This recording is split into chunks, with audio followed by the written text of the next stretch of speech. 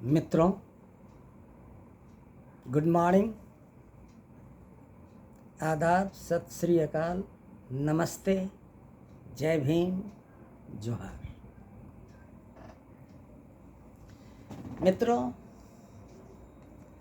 आज कुछ महत्वपूर्ण बातों पर मैं प्रकाश डालूंगा। शायद आपके लिए वो फायदेमंद हो। यह एपिसोड किसी पैसे कमाने के उद्देश्य से नहीं बनाया जा रहा है। To empower youth for his success, इसी उद्देश्य की पूर्ति के लिए हम अभी तक जो समझदारी प्राप्त किए हैं आपके बीच बांटने का प्रयास कर रहे हैं। उम्मीद है सुनकर समझकर आप मेरे उत्साह को बढ़ाएंगे, ताकि हम प्रतिदिन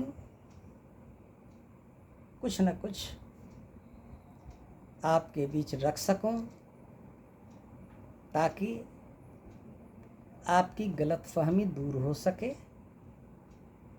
और आप भी एक नायाब नमूना बन सकें। मित्रों,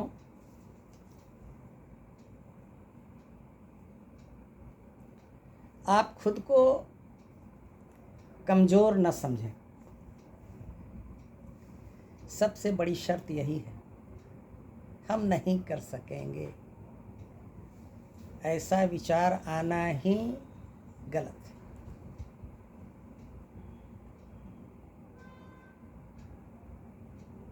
हमने कहा था पिछले एपिसोड में,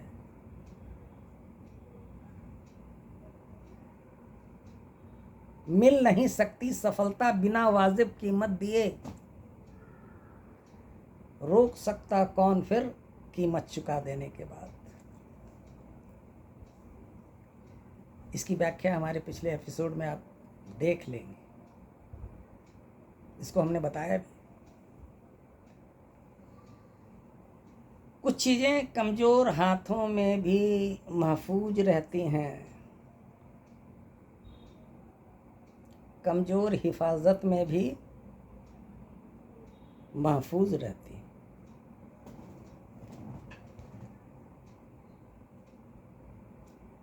आपने देखा है, मिट्टी के गुल्लक में हम पैसा डालते हैं, गुल्लक मिट्टी का बना होता और पैसे धातु के बने होते हैं, फिर भी मिट्टी के गुल्लक में धातु के सिक्के किस तरह सुरक्षित रहते हैं।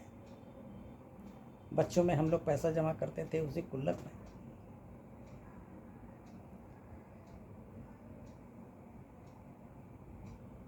तो ये मत समझें कि हम कमज़ोर हैं। आपने वो प्रयास न किया, आपने वो मेहनत न किया, आपने वो अदायगी नहीं की जो मांगा जा रहा था, फलस्वरूप आप क्या हो गए? कमज़ोर हो गए। अरे जितना चीनी डालेंगे उतना ही ना मीठा होगा। मेहनत करेंगे, परिश्रम करेंगे, अपने को झोंक देंगे लक्ष्य प्राप्ति के लिए, फिर देखिए कुछ ही दिन में आपके अंदर वो भावना जागृत होने लगेगी कि हाँ, हम भी अब कुछ कर सकते हैं। प्रयास तो करें, प्रयास के लिए कमर तो कसें, लेकिन अगर उसी में गड़बड़ी हो जाए तो आपके मन मुताबिक जो रिजल्ट आप पाना चाहते हैं आपको नहीं मिलेगा।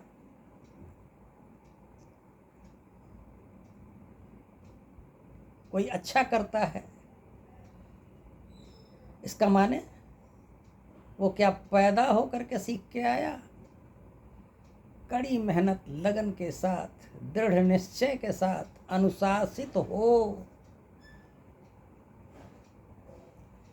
वह अपने मिशन में लगा रहा। फलस्वरूप एक समय बाद वह उसके अंदर निखार आ गया, वो आगे बढ़ गया, हम पीछे रह गए।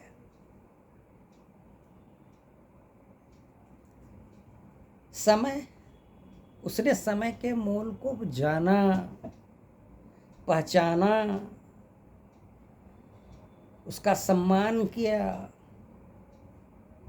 उस समय के साथ पूर्णता प्राप्त करने के लिए खुद को समर्पित किया, सब चीजों को भूल के। और एक समय के बाद उसके अंदर भी निखार आ गया। लेकिन समय ही मुख्य चीज नहीं है। आज के जमाने में फोकस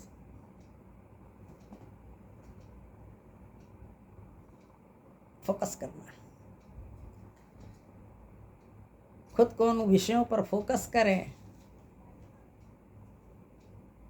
सिर्फ पढ़े नहीं, जेहन में उतारें। हमने कहा था हाथ नहीं लिखता है, हाथ तो लिखने का काम करता है, दिमाग से निर्देशित होकर। निर्देशन यहां से पाता है, दिमाग में ना हो हाथ चलेगा परीक्षा में? नहीं चलेगा।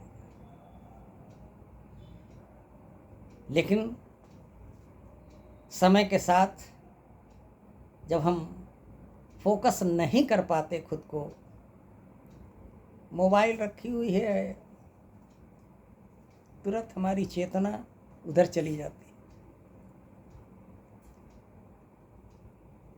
इस तरह के आयाम जब हमारे ब्रेन को महसूस होता है, तो ब्रेन भी नेग्लेक्ट करने लगता है, वो स्थायी रूप से आपकी चीज़ों को जो आप पढ़ रहे हैं एब्जॉर्ब नहीं कर पाता।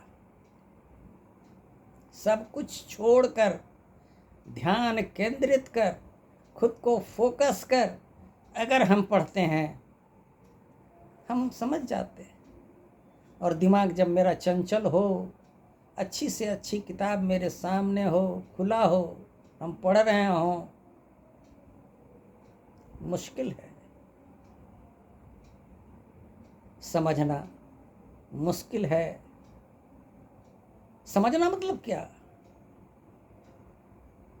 समझना मतलब लिख पाना। रिटन मोड ऑफ एग्जामिनेशंस, कोई लेक्चर देने की बात नहीं है। जब दिमाग में ही नहीं होगा, हम परीक्षा पास नहीं कर पाएंगे, हम सफल नहीं हो पाएंगे। इसलिए ज़रूरी इस बात की है कि हम जो भी पढ़ें, आधा घंटा पढ़ें, 1 घंटा पढ़ें, फोकस करके, सारे चीज़ों को हटा करके खुद को उन लिखित बातों पर ध्यान देते हुए धीरे धीरे पढ़ें। बहुत सी बातें समझ में आ जाएंगी। पहले तो हम सीखते हैं, समझते हैं, भरते हैं, और फिर उसी चीज़ को व्यक्त करने के लिए हम लिखते हैं। अगर लिखने के बाद हमें ऐसा लगे कि हाँ हमने ठीक ठीक लिख लिया, इसका मतलब है कि आपने ध्यान केंद्रित करके चीज़ों को पढ़ा, समझा, और दिमाग ने भी उसको माना। और जब आपने कहा कि उगलो, तो हाथें चलने लगी और आप सारा चीज़ हाथ के माध्यम से उगल कर चले आए। पूछा गया घर में कितना, all questions I have solved.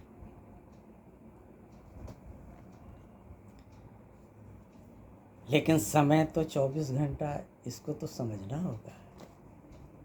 हर को मिलता है एक ही समय, बूढ़ा हो, जवान हो, कमज़ोर हो, मजबूत हो, बलवान हो, सबके पास प्रतिदिन 24 घंटे ही उपलब्ध हैं। और यह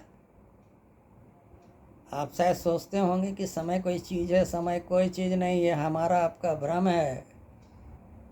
जैसे ही हम कहते हैं कि 8 बजा, घड़ी देखेंगे तो 8:01 हो चुका है। बोलते बोलते कुछ ज़्यादा बोल गए तो कई सेकंड हम आगे बढ़ गए। समय रुकता नहीं है, रुकता कहाँ है वक्त किसी के मिजाज से। रुकता नहीं है वक्त किसी के मिजाज से।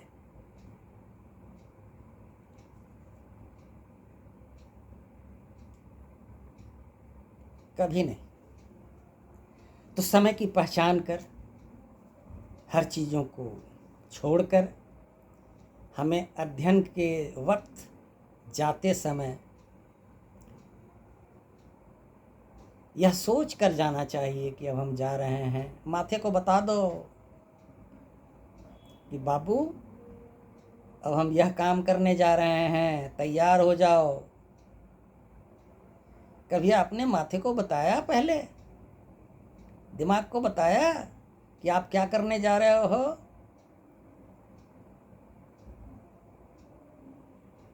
दिमाग मल्टीटास्किंग के लिए नहीं बना है, फोकस ही नहीं होगा।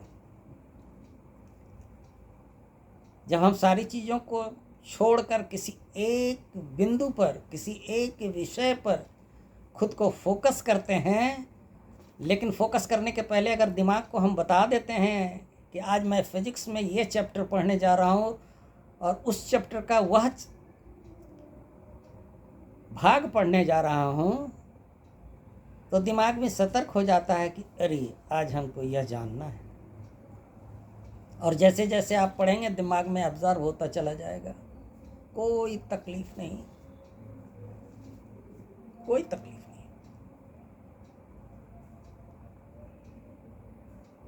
मित्रों,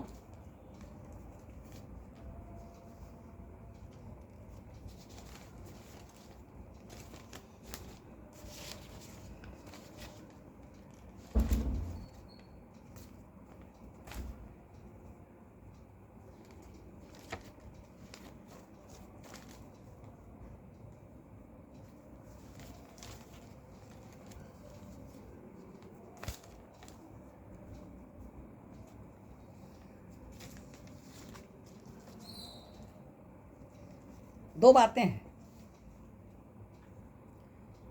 एक है इच्छा की दुर्बलता। हमारे पॉकेट में 100 रुपये हों और 500 रुपये की इच्छा रखें कि यह 500 रुपये वाला शर्ट खरीदना है, तो क्या हम अपनी इच्छा की पूर्ति कर सकते हैं? उस 500 रुपये वाले शर्ट को खरीदने के लिए मेरे पॉकेट में 500 रुपया होना जरूरी है। इच्छा की दुर्बलता, उद्देश्य की दुर्बलता। हम वो काम ही नहीं कर पा रहे हैं जो समय और सब्जेक्ट और इम्तहान मांगता है, और हम सोच रहे हैं कि हम डॉक्टर बन जाएंगे। परीक्षा देते हैं, फेल कर जाते हैं। वो उद्देश्य की दुर्बलता है कि हम डॉक्टर बनेंगे, लोगों की सेवा करेंगे। और डॉक्टर बनो तो बनने के लायक तो खुद को बनाओ, इंजीनियर बनने के लायक खुद को बनाओ। ये करेंगे, वो करेंगे, ये होगा, वो होगा, खुद को तैयार तो करो पहले। ये उद्देश्य की दुर्बलता है। एक और स्थिति आती है जो हमने देखा, वृद्धा की युवा अवस्था। घर में कोई कांड हो जाए, कुछ बात हो जाए बाहर में, घर में आकर बोलते हैं, पिताजी सक्रिय हो जाते हैं, गार्जियन सक्रिय हो जाते हैं, चलो अभी चलते हैं, देखते हैं। यह शो करता है वृद्धा की युवा अवस्था। एक और चीज है युवा की वृद्धावस्था। माँ उठा रही है, रात में पिक्चर देख के आया है, नाइट शो, बेटा पिकनिक करके आया है, पार्टी करके आया है, 12 बजे 1 बजे रात में आया है, सो गया है, सुबह 8 बजे 9 बजे तक सोया हुआ है। माँ बोल रही है, उठो बेटा, मुँह हाथ धो लो, नाश्ता कर लो, तैयार हो जाओ। अच्छा, उठते हैं। यह क्या शो करता है? युवा की वृद्धावस्था को शो करता है।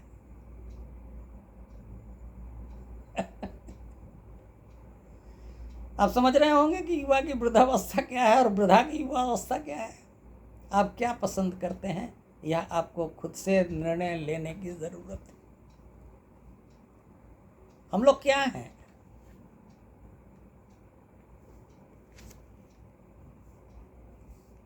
मोटिवेशन की जरूरत है, कोचिंग करेंगे, ट्यूशन पढ़ेंगे। ट्यूशन पढ़ने के लिए, कोचिंग करने के लिए क्या आप तैयार हैं? क्या आपने यह तय किया है कि हमें यह चीज़ जानते हैं, वह चीज़ जानते हैं, यह चीज़ नहीं जानते हैं, यह चीज़ नहीं जानते हैं? क्या आपने स्क्रूटनी किया कि हमें और क्या क्या जानना है? सब पढ़ाता है कोचिंग वाला, तो आप क्या पढ़ रहे हो घर में? अरे आपको ट्यूशन कोचिंग तो उन चीज़ों के लिए न करना चाहिए जो आप नहीं जानते हो। फिर सब चीज़ जानने के लिए कोचिंग, सब कुछ जानने के लिए ट्यूशन्स, ये समय की बर्बादी है। आप घर में खुद से शॉर्ट आउट करें कि किन किन चीज़ों पे आपके अंदर भ्रम की स्थिति है, डाउट्स है, लकुना है, एरर है, मिस्टेक है। आप उन चीज़ों के बारे में जाने जो आपके काम आएंगे। नहीं, निकले हैं 4 बजे ट्यूशन करने के लिए, 7 साढ़े 7 बजे तक घूम रहे हैं, आए घर कोई बोलने वाला नहीं है। अभी एक फैशन हो गया है, चाहे वो लड़के हों या लड़कियां,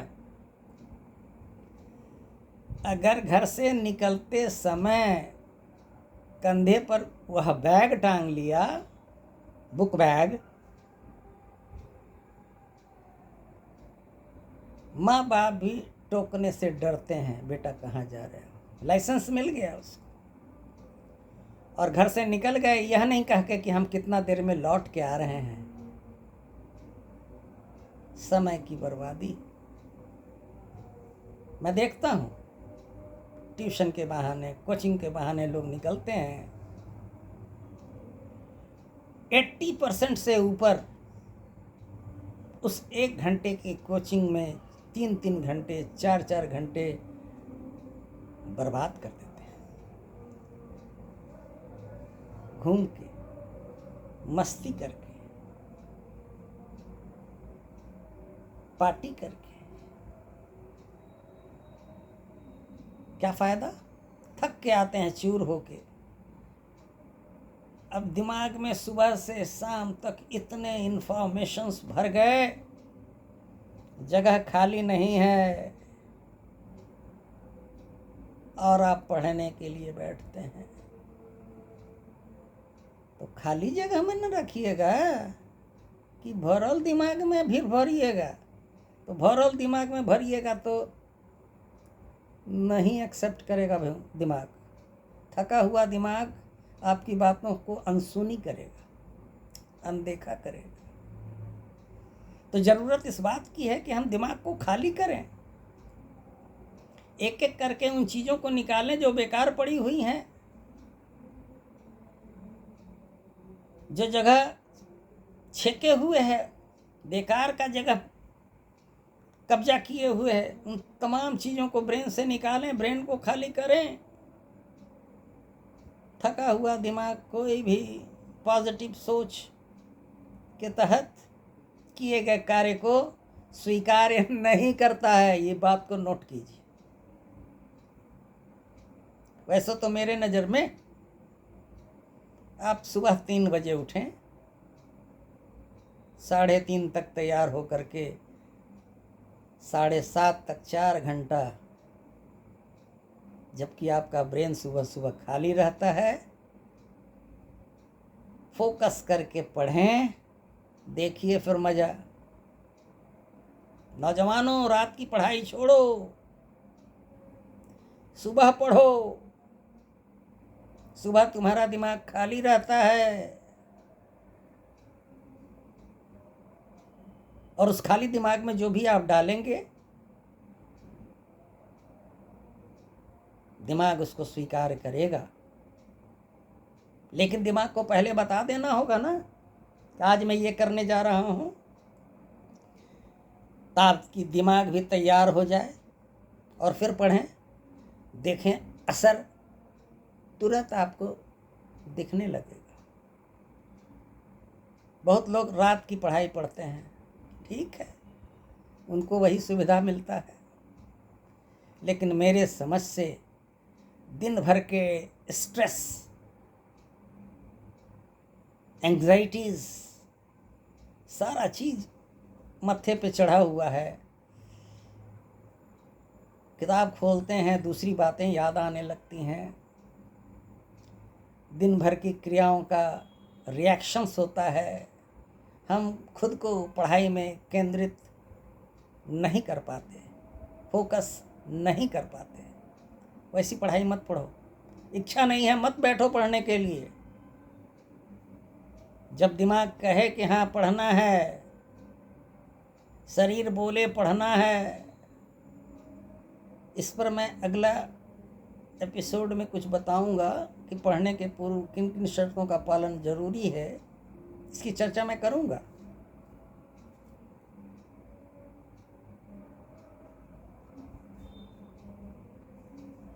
आजकल मोटिवेशन, लेकिन मेरे नज़र में यह मोटिवेशन बहुत ज़रूरी नहीं, कोई बहुत ज़रूरी चीज़ नहीं है। क्योंकि यह ज़्यादा भरोसेमंद चीज़ इसलिए नहीं है क्योंकि पढ़ाने वाला का जो भी वक्तव्य होता है बिल्कुल एक निजी बताया गया अनुभव होता है। वो अपने ढंग से पढ़ा और अपने ढंग से बता दिया, सरलीकृत करके बता दिया। मानता हूं।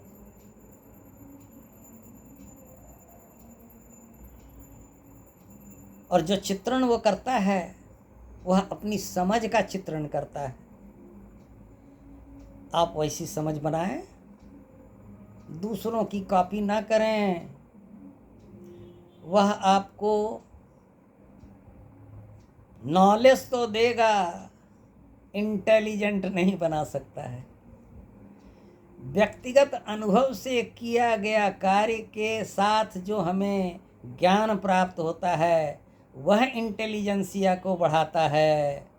और ऐसे तो नॉलेज प्राप्त करने के लिए न्यूज़पेपर, मैगज़ीन, किताब, लेक्चर, पता है ब्रेन लेक्चर सुनने के बाद मात्र 5% ही ऑब्जर्व करता है। जब तक आप उसको दोहराएं नहीं, मैं एक दिन बताऊंगा effect of lectures and other activities of brain practically क्या है वो मैं बताऊंगा। तो मोटिवेशन यह ज़रूरी नहीं, बहुत ज़रूरी नहीं, क्योंकि यह ज़्यादा भरोसेमंद चीज़ है ही नहीं।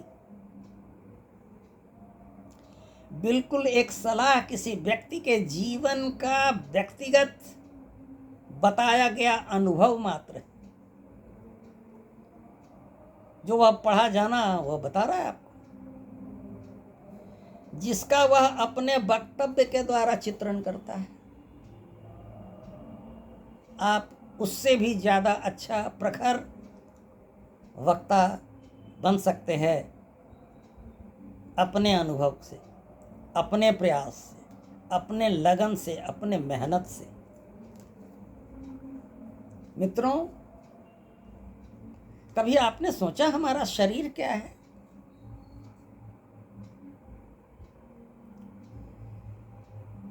पदार्थों का सबसे अच्छा नमूना यह हमारा शरीर है। विभिन्न ज्ञात पदार्थों के समन्वय से निर्मित नए तत्व की एक उच्च सक्रिय अवस्था का दूसरा नाम चेतना।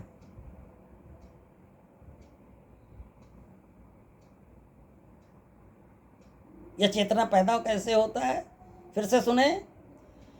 विभिन्न ज्ञात पदार्थों के समन्वय से निर्मित नए तत्व की एक उच्च सक्रिय अवस्था का दूसरा नाम चेतना।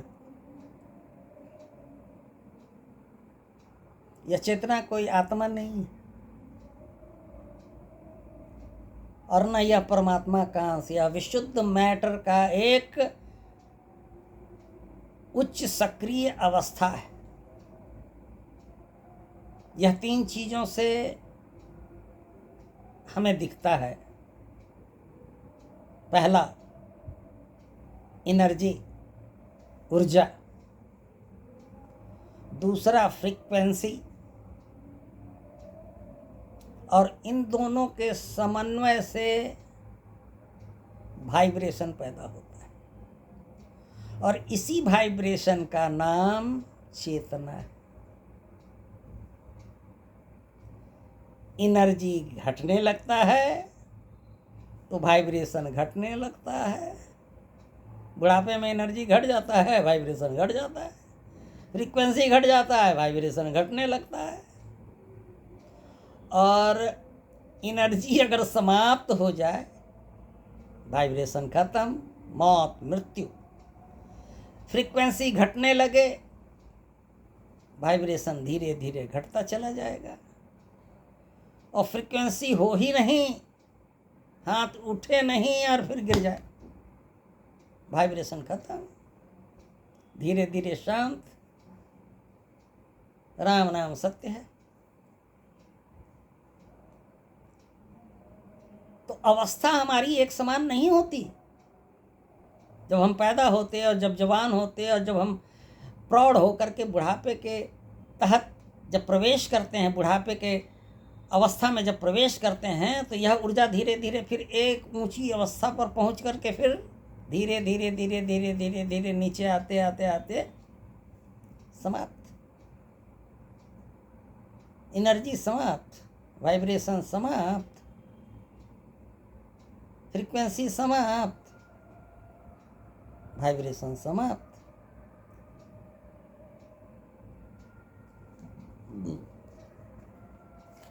तो जब तक अंदर में वाइब्रेशन है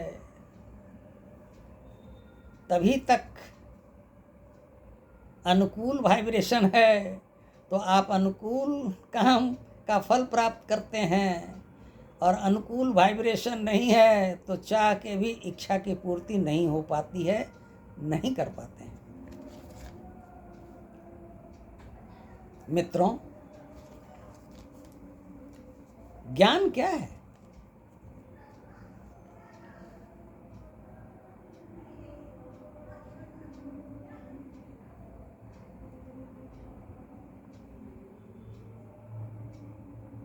यह कैसे पैदा होता है? जीने की चाहत की निरंतरता, जीने की चाहत की निरंतरता, वो जीने की आवश्यकताओं की पूर्ति हेतु किया गया प्रयास, ललक, जज्बा, दृढ़ निश्चय हेतु किया गया, दृढ़ निश्चय के साथ किया गया प्रयास, संघर्ष, परिश्रम, इसकी निरंतरता के बीच ज्ञान पैदा होता है।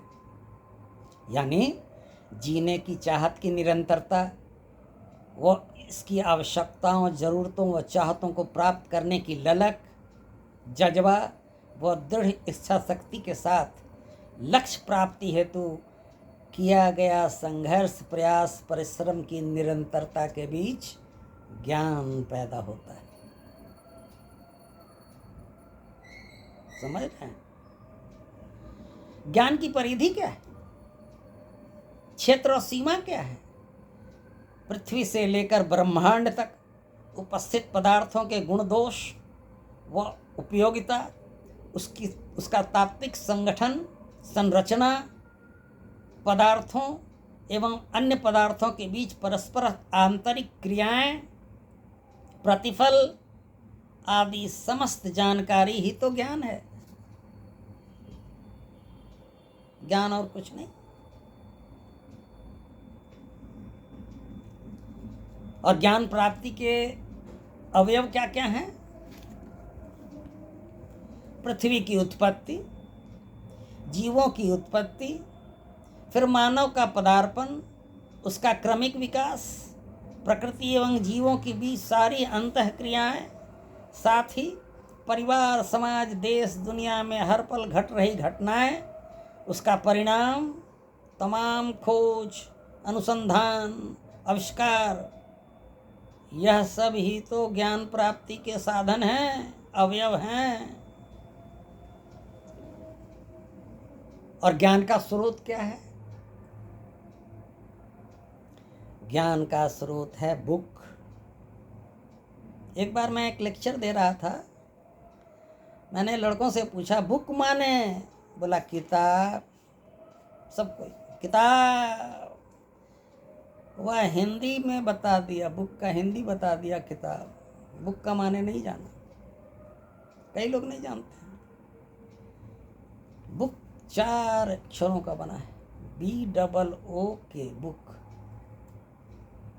बेस्ट ऑब्जेक्टिव ऑफ नॉलेज, ज्ञान प्राप्त करने का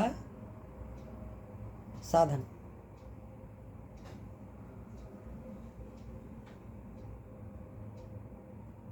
मित्रों,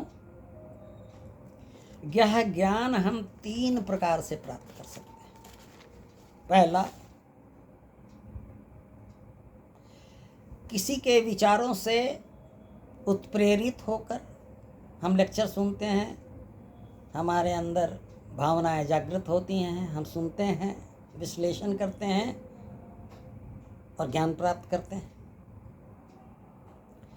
दूसरा, अनुकरण कर, देखा देखी, जैसे कर रहे हैं, करते करते एक मैकेनिक के अंदर एक छोटा बालक भी धीरे धीरे काम करते करते बड़ा मैकेनिक बन जाता है। देखा देखी काम करना, सीखना। और तीसरा, जो सबसे कठिन और कड़वा है,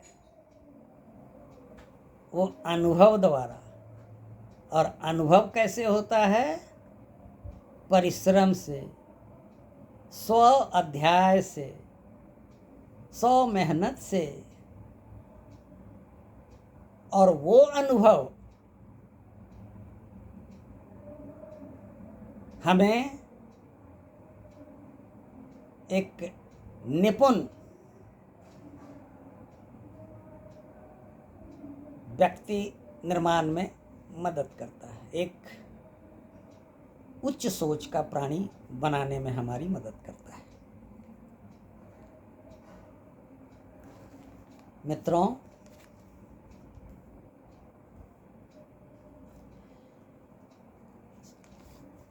मनुष्य की चेतना जो है, वाइब्रेशन, याद रखें, मनुष्य की चेतना मनुष्य के अस्तित्व को निर्धारित नहीं करती। मनुष्य की चेतना मनुष्य के अस्तित्व को निर्धारित नहीं करती, बल्कि मनुष्य का सामाजिक अस्तित्व, परिवेश, वातावरण ही उसके चेतना को निर्धारित करता है।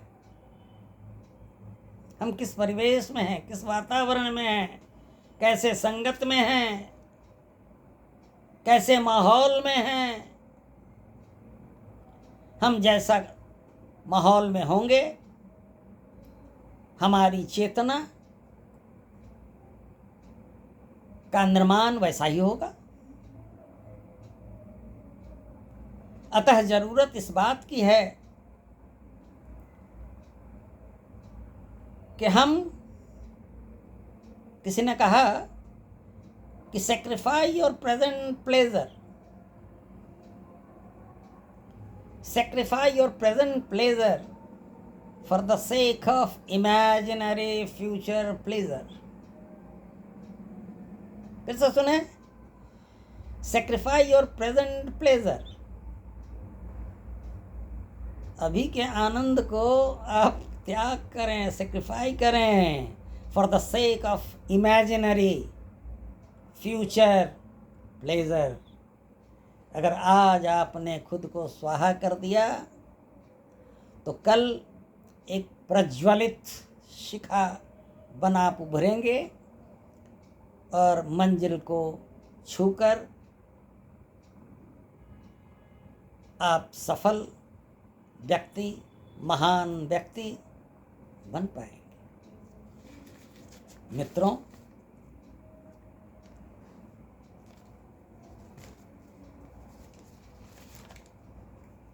एक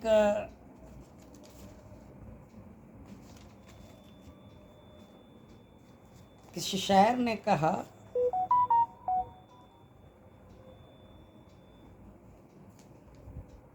कि किताबों से इश्क तो कर लीजिए जनाब, हम पढ़ने के द्वार दूसरे दूसरे चक्कर में पड़ जाते हैं। कहा कि किताबों से इश्क कर लीजिए जनाब, बेवफा भी गर निकली तो भी आपको कामयाब बना करके ही छोड़ेगी। इसलिए आप इश्क किताबों से करें, सब्जेक्ट से करें, जिसके लिए आप तैयारी कर रहे हैं उससे करें, उन वस्तुओं से करें, उन सामग्रियों से करें प्यार जिसे आपको जानना है। और इसी उम्र में आप सब कुछ करेंगे। Brain is not made for multitasking. सब काम करने के लिए एक साथ ब्रेन नहीं बना है। ब्रेन भी एक काम अगर एक समय करे तो वह पूरा करता है, लेकिन एक समय ही हम 4 काम करें तो सब काम अधूरा रह जाता है।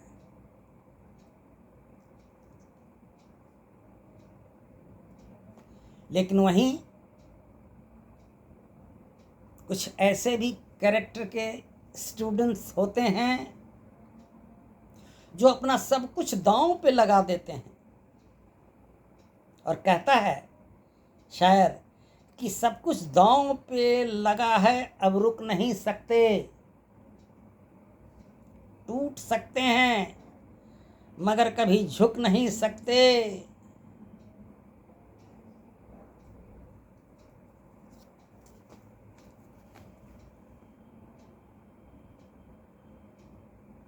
क्योंकि लग चुकी है तलब मंजिल की, खुद को आग में झोंक देंगे, ठोकरें कहती हैं मूर्ख मारा जाएगा, पर हौसला कहता है देख लेंगे, जो आएगा निपट लेंगे, घबराने की बात नहीं है।